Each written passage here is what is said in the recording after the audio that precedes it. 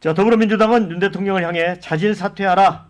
그러지 않으면 탄핵 절차에 돌입하겠다. 이렇게 경고를 했습니다. 오전에 이제 비상의총을 열어서 윤 대통령의 비상계엄 선포는 명백한 헌법 위반이다. 엄중한 내란 행위이자 완벽한 탄핵 사유다. 주장하면서 즉각 퇴진을 요구했습니다. 이르면 오늘 탄핵소추안 발의해서 내일 본회의에 보고할 것으로 보이고 24시간 이후 의결도 예상할 수 있습니다. 자, 그런데 이제 동시에 이제 김영현 국방장관, 이상민 행정안전부 장관을 조승래 수석 대변인이 브리핑에서 내란죄로 고발하겠다 이런 입장도 밝혔습니다.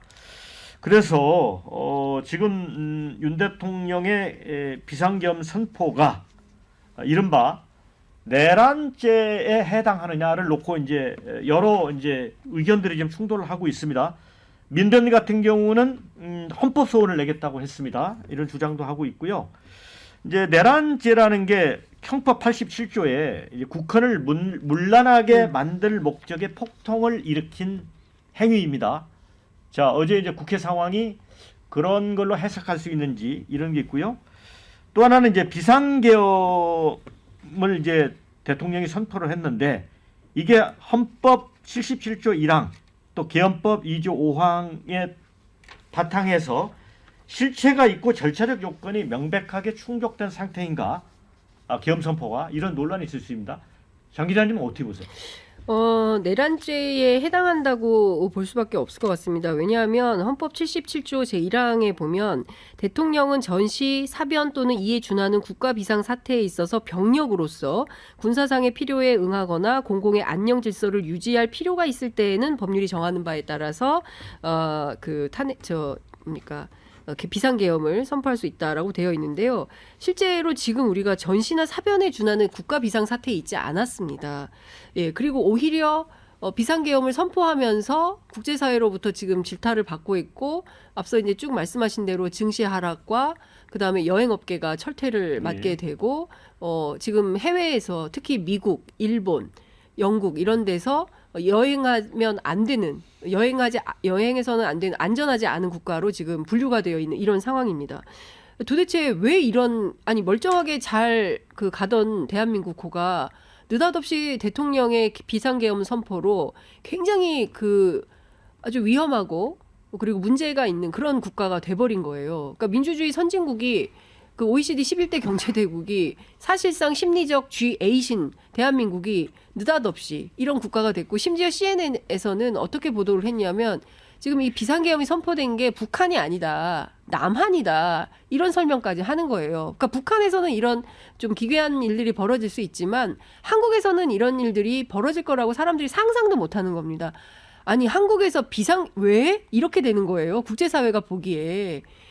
그러니까 스스로 이런 위험을 초래한 것 자체가 지금으로서도 정말 얼토당토 않고 윤 대통령이 왜 이런 얘기를 했는지 왜 이런 판단을 한 건지 한동훈 대표가 국민 앞에 소상히 설명할 필요가 있다라고 말씀을 하셨는데 전 전적으로 공감합니다. 윤 대통령이 하시라도 기자회견을 열어서 본인이 무슨 판단 때문에 느닷없이 이런 결정을 한 것인지 그것도 국무위원들이 다 반대했는데 본인 판단에 따라서 왜 이런 결정을 한 건지 저는 설명이 필요하다라는 생각이 좀 듭니다. 네, 이준호 의원은 어떻게 보세요? 네, 내란죄가 형법 87조인데 거기 보면 국토를 잠정하거나 이게 무슨 말이냐면 영토를 분리하거나 영토를 외세에 넘기는 행위를 말하거든요. 하거나 또는 국헌을 물단하게 했을 경우 이것을 목적으로 폭동하면 이게 이제 내란죄라 그러는데 지금 여기에 해당되느냐 하는 거는 아마 국헌 문란 이 부분을 보는 것 같아요. 윤석열 대통령이 지금 국가 기능 마비했다. 그다음에 헌정질서 붕괴된 걸 막으려고 비상계엄 선포했다고 얘기했습니다. 그러면 국헌 문란 부분을 어떻게 보세요? 네, 그러니까 그 대통령의 판단. 그래서 제가 말씀드리고 싶은 건 이게 정치적 책임과 법적 책임을 이게 좀 분리를 해야 될 것 같아요. 왜냐하면은 지금 비상계엄 선포할 때는 일단 국무위원들이 어제 의결하지 않고 비상계엄 선포가 아니냐 해서 야당에서도 굉장히 이게 불법인 비상계엄이다라고 얘기했었지만은 이제 국무위원을 해서 이제 합법적인 절차를 만든 걸로 보이거든요. 본인이 법조인 출신이기 때문에 나중에 무효화되는 거, 법적으로 효력이 없어지는 거 이거에 대해서는 아마 본인이 생각을 했을 겁니다. 그래서 법적인 절차에 대해서는 아마 합법적인 방법으로 했을 걸로 보이는데 다만 이제 그러면 비상계엄 선포한 그게 당위성이 있느냐? 선포했을 때 그 판단이 옳으냐 여기에 대한 정치적 책임은 대통령이 오로지 져야 될 것 같고 아까 저 야당하고 지금 한동훈 대표도 말씀하신 것처럼 한동훈 대표 측에서 말씀하신 것처럼 이제 본인 스스로 하야를 하거나 아니면은 이제 전면 사표를 그러니까 전면 내각을 사임시키는 이제 그런 행위를 통해 가지고 정치적 책임을 지는 모습을 보여야 되는 그런 상황 같습니다. 네, 김준욱 대변인.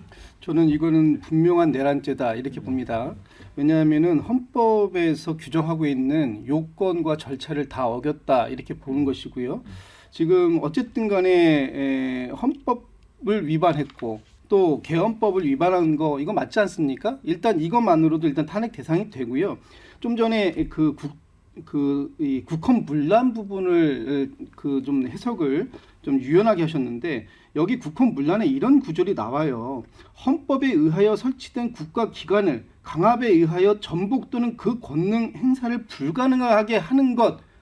이 장면을 국민들이 다 목도했지 않습니까? 네. 국회를 군인들이 점령하려고 했고 그 과정 속에서 이 대치 국면도 있었어요. 이거 자체가 헌법기관입니다. 국회가. 여기를 지금 권능을 무력화하려고 하고 국회의장, 여야 대표를 체포 구금하려고 하는 시도가 있었다면 이것은 분명한 내란, 국헌 문란 행위다. 이것이 어떻게 내란죄가 성립이 안 된다고 얘기할 수 있는가라고 볼 때 이것은 무조건 내란죄로 처벌이 될 수밖에 없는 또 되어야만 하는 그런 상황이라고 말씀을 좀 드리고 싶습니다. 제가 어제 현장에 있었기 때문에 조금만 추가 설명을 좀 드리자면 어제 국회의장을 비롯해서 대부분의 국회의원들이 월담을 했어요. 왜 월담을 했냐?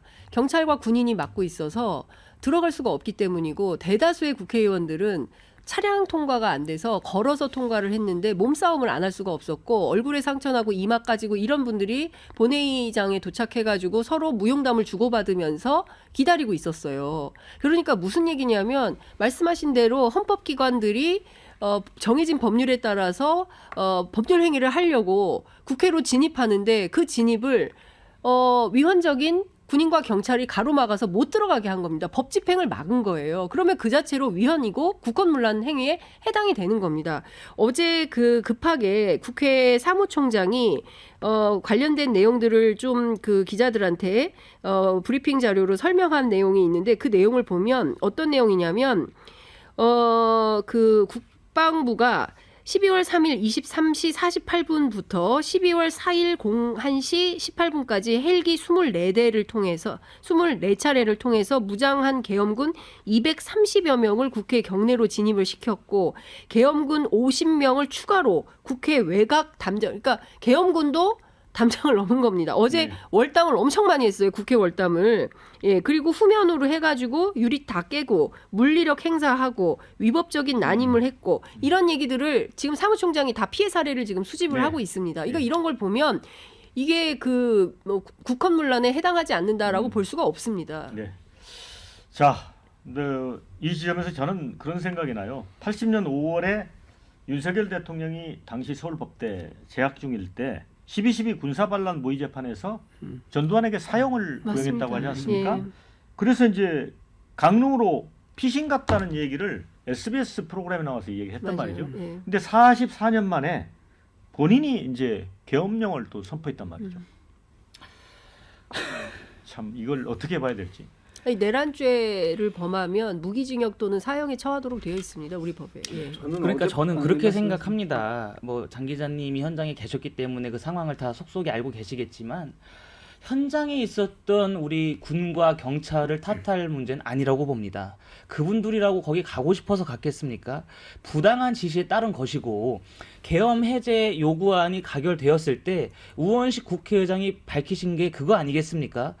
우리가 군경을 위해서 최선을 다하겠다. 지금부터 여러분이 여기 계시는 거는 부당한 지시에 따르는 것이기 때문에 안 따르셔도 된다. 그 입장을 우원식 국회의장도 내고 저희 한동훈 대표도 내셨습니다. 군경, 그러니까 그 현장에 있었던 우리 국군 장병들과 경찰 그분들을 탓할 게 아니라 저는 그분들을 정치권이 나서서 끝까지 보호해 줘야 된다고 생각을 합니다. 그리고 저는 이것이 하나의 또 내란죄가 될 수도 있을 여지가 충분하다고 보는 게 제가 오늘 방송 중에 말씀드린 건 다 제 개인적인 예. 사견이라는 점 예. 일단 먼저 말씀드립니다. 국회의 활동을 막는 거는 입법부를 마비시키겠다라는 겁니다. 예. 입법부를 마비시키겠다라고 하는 것은 내란에 해당되는 거예요. 그러니까 계엄령을 선포했어도 그 계엄령을 해제할 수 있는 권한이 국회에 있는데 그 국회의원들의 활동을 막는다?